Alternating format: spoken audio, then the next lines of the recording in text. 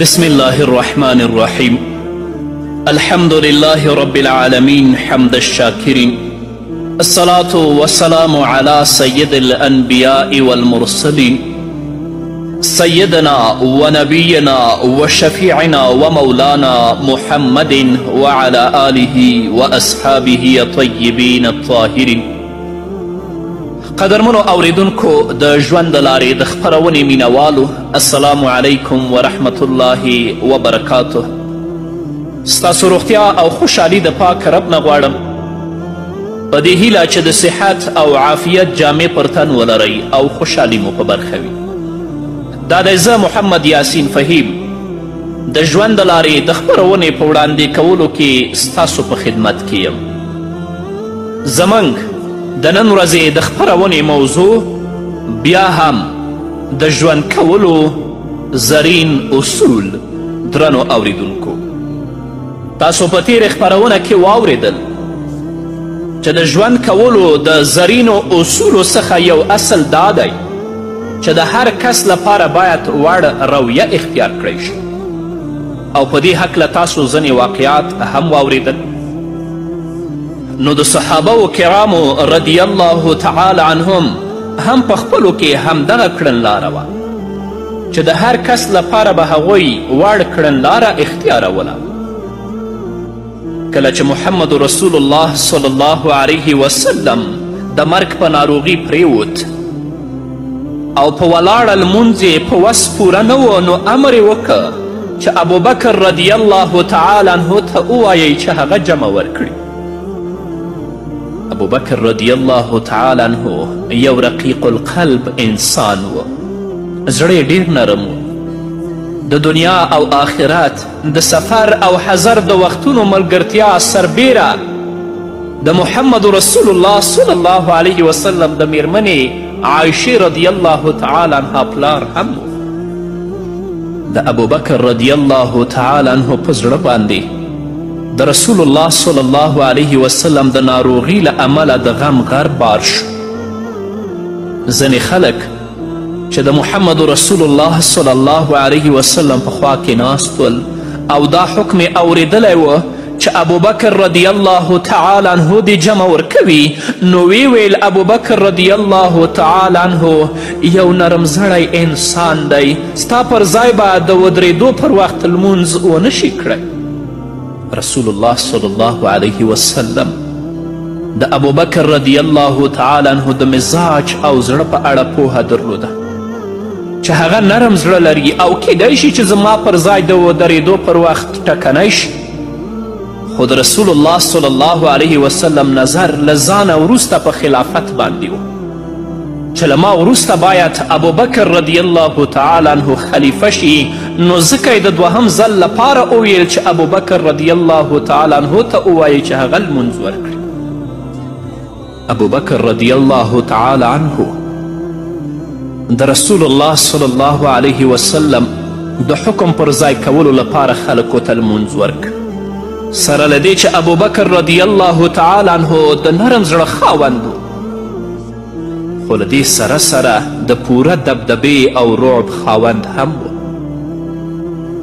کله به چې غصه شو نو څیره به یې سره و سپینه شوه. عمر رضی الله تعالی عنه تل د ده ملاتړ او ملګری و. د رسول الله صلی الله علیه وسلم له مړینې وروسته چې مهاجر او انصار د خلیفه ټاکلو لپاره په سقیفه بن ساعده کې سره راټول شول، نو عمر رضی الله تعالی عنه خپل ملګري له ځان سره کړل او یاد ځای ته ورغی. د ابو داود او د ترمذي حدیث دی.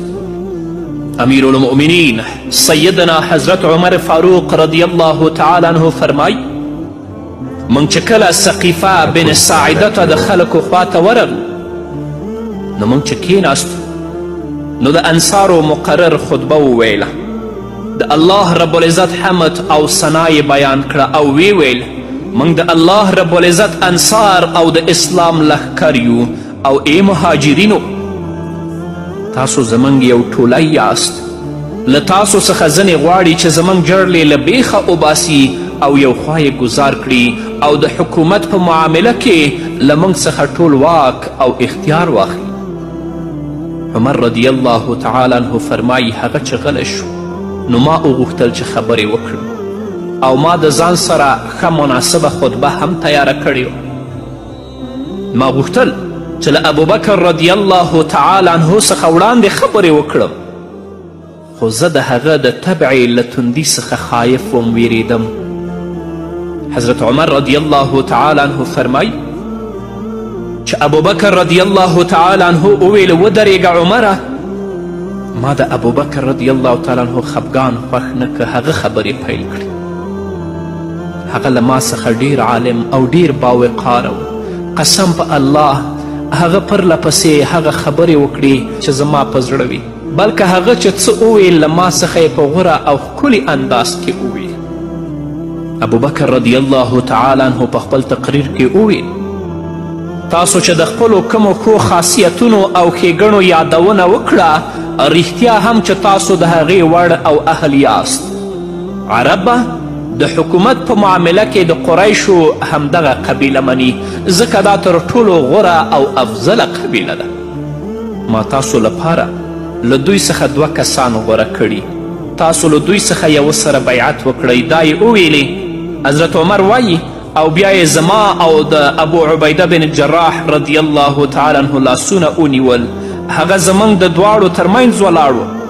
حضرت عمر رضی الله تعالی عنه فرمایي د هغه مې یوازې همدغه یوه خبره خوښه نه شوه. قسم په الله که زما سر له تنې بیل شوی وی، دا راته خوښ او غوره کار و، نه دا چې زه د یو داسې قوم مشر شم چې په هغې کې د ابوبکر صدیق رضی الله تعالی عنه په څیر شخصیت ژوند کوي. حضرت عمر وایي لږ شیبه خلک چوپ و. بیا د انصارو له ډلې څخه یو تن راپورته شو او ویې زه په دې معامله کې د کجورو هغه لوړه او میوهداره ونه یم چې د تکیه یا ستنې ورکولو په وسیله له پریوتو څخه محفوظه وي. یعنی په دې معامله کې یوازې زه د رایې خاوند او د مسئلې لپاره د حل لامل یم. بیا یې وویلې ای قریشو، یو مشر به ستاسو وي او یو مشر به زموږ وي. دې خبرې د خلکو په منځ کې شور او زوز پورته کړ. هره خوا خبرې شروع شو. حضرت عمر رضی الله تعالی عنه فرمایي زه ودرېدم چې مسلمانان په خپلو کې غران نشي. ومې ویل ابوبکر خپل لاس راکه. هغه چې لاس را وړاندې که نو ما ورسره بیعت وکه. خلکو چې دا حال ولیده نو لومړی مهاجرو او بیا انصارو له ابوبکر صدیق رضی الله تعالی عنه سره ټولو بیعت وکه. هو هر کس یوه کلي لري چې د لاسته راوړلو وروسته یې کولی شو چې د هغه زړه ته ننوځو، د هغه محبت او توجه لاسته راوړو، هغه متاثره کولی شو. له همدې امله د خوشحال طبعو او ورین تندیو خلکو د راز معلومول پکار دي او له هغې وروسته ورسره د هغه د طبع عمل اختیارول اړین دي. کله چې دغه ټول کارونه وشول نو که بیا هر کس ته مشوره ورکوي، مشوره به اوري، منی به او په تا به اعتماد کوي. که چاته نصیحت وکړي نو هغه به ډیر خوښ شي او په خوښي او خوشحالي سره به ستا نصیحت مني. کله چې ته خبرې کوي خلک به ورته په غور سره غوږ دي او اوري به یې، خو د خلکو زړونو ته د ننوتلو کلي تا ته هغه وخت په لاس درتلی شي چې ته د خلکو د شخصیتونو او طبیعتونو په اړه ژور نظر او فکر وکړي. دا د یو وخت پیښه ده چې یو ورځ نبی کریم صلی الله علیه وسلم د صحابه و کرامو سره په مجلس کې ناست او خبرې کولې. همدې وخت کې یو کس جومات ته راننوت. هغه اول ښي او چپ اړخ ته ولیدل، بیا د جومات د یو کنج په لور روان شو. ټولو ورته په حیراني سره لیدل چې دا څه کوي. هغه په داسې حال کې چې ټولو ورته لیدل خپل لنګ خلاص که او په پوره ډار سره هغه بولو ته کېناسته، قضای حاجت ته کېناست په مسجد کې. څو تنه صحابه کرام سم د واره پورته شول تر څو یې له دې عمل څخه منع کړي، خو محمد رسول الله ایثار کړل او په تحمل سره یې ورته ویل هغه پرېږدئ، هغه مه ایثاروئ. هغه صحرایي چې پورته شو نو محمد رسول الله ورته غږ وکړه او ځان خواته یې راوغوښت.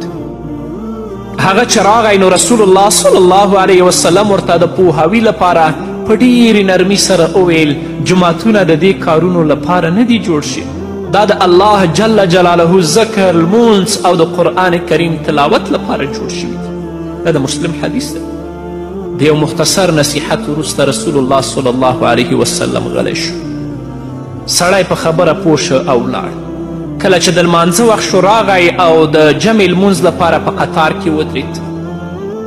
رسول الله صلی الله علیه وسلم تکبیر تحریمه ووی، قرائت یې وکړه او د قرائت وروسته رکو ته لاړه.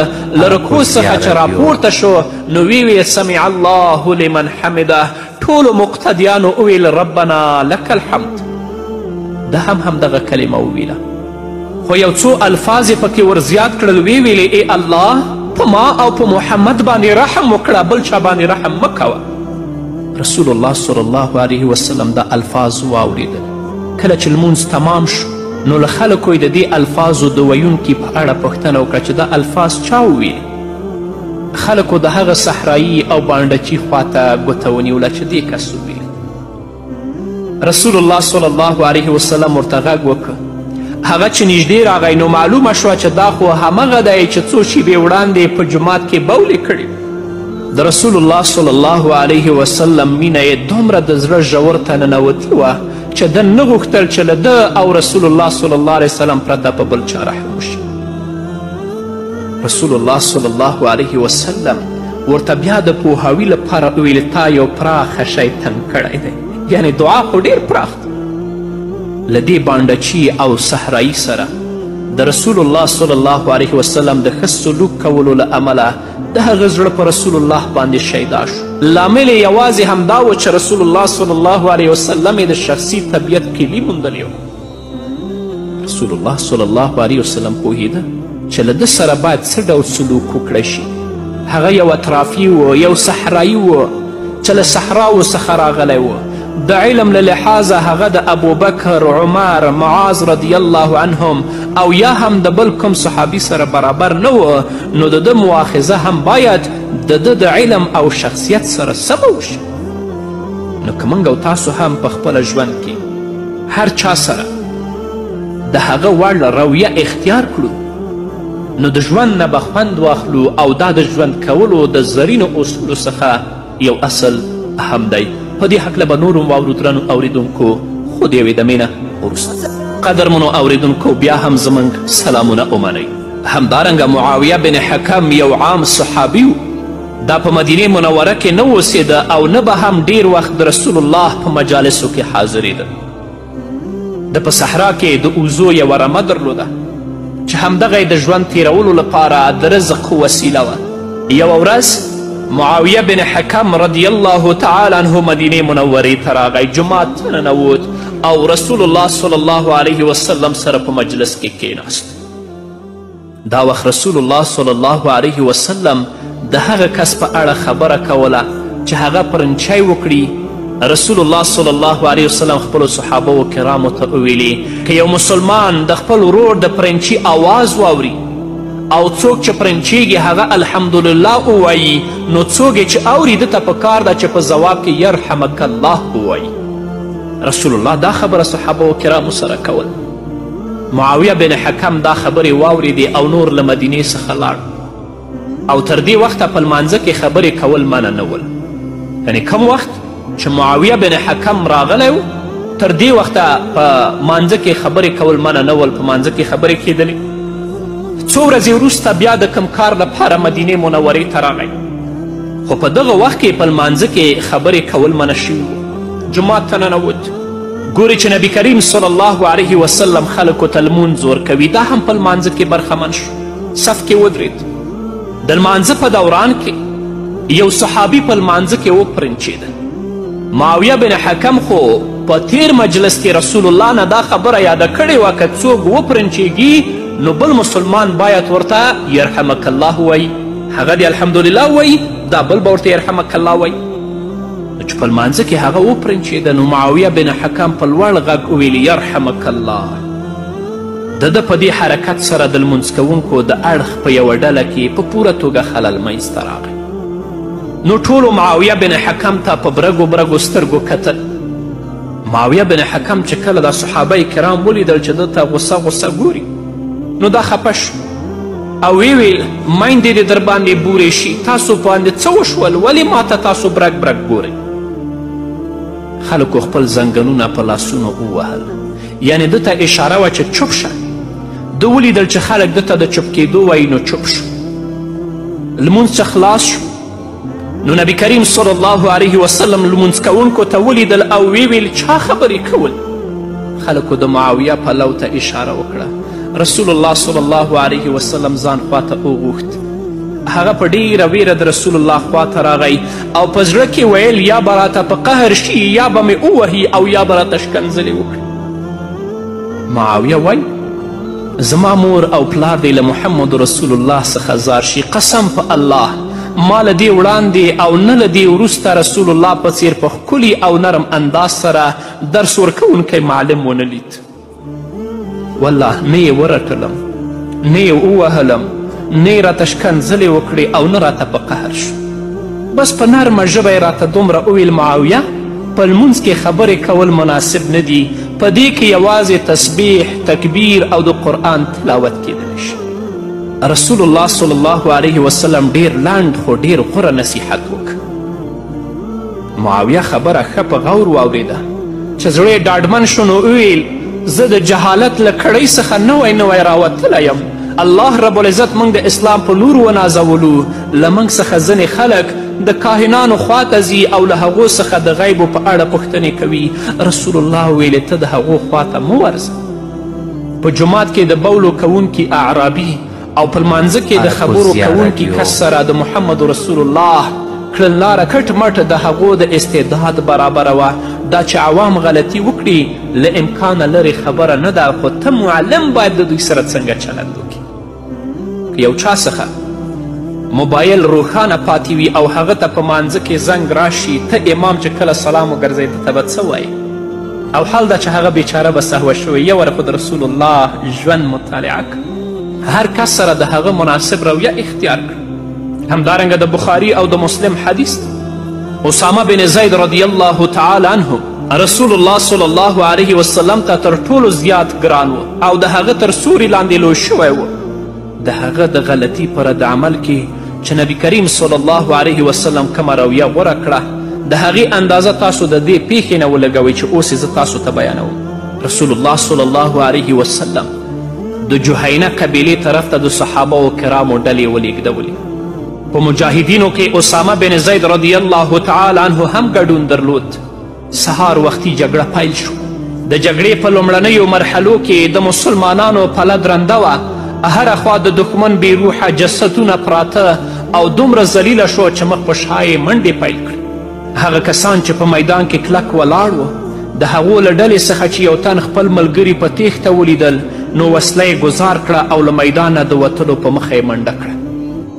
اسامه رضی الله تعالی عنه د خپل انصاري ملګري سره یو ځای د ده پسې شول او په لاره کې د یوې ونې په خوا کې ونیوه. دواړو پرې تورې پورته کړي.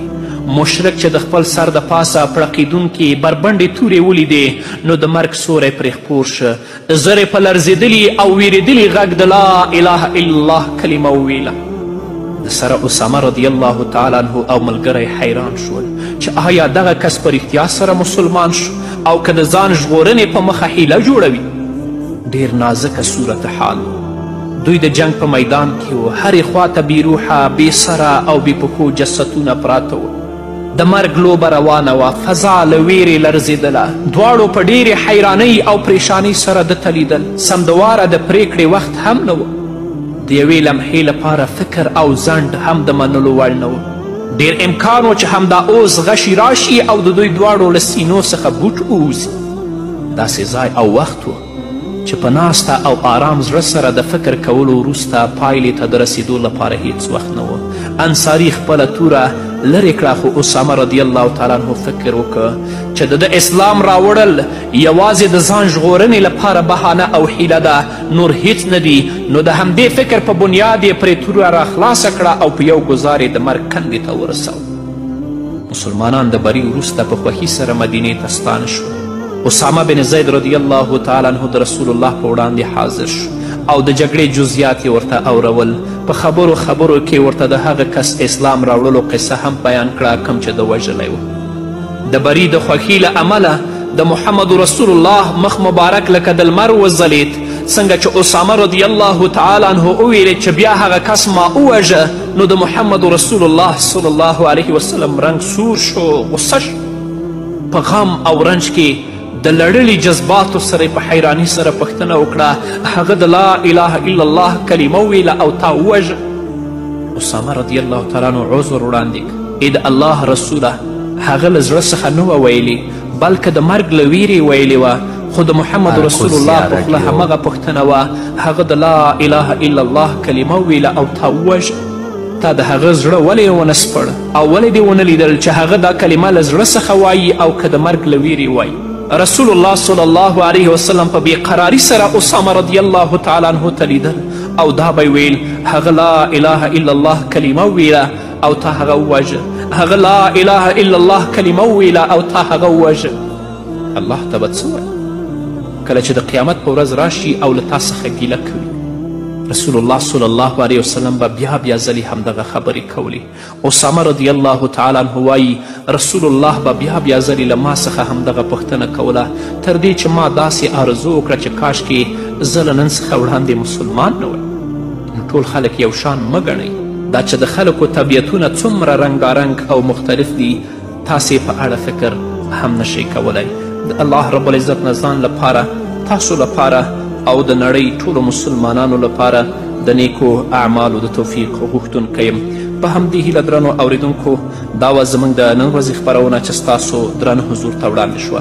تر بلې خپرونې پورې چې زه بیا هم ستاسو درانه حضور ته راځم، تاسو ټول په لوی او بخښونکي الله سپارم. پاتې ژوند مو نیکمرغه، ښاد، بریالي او کامیاب اوسئ.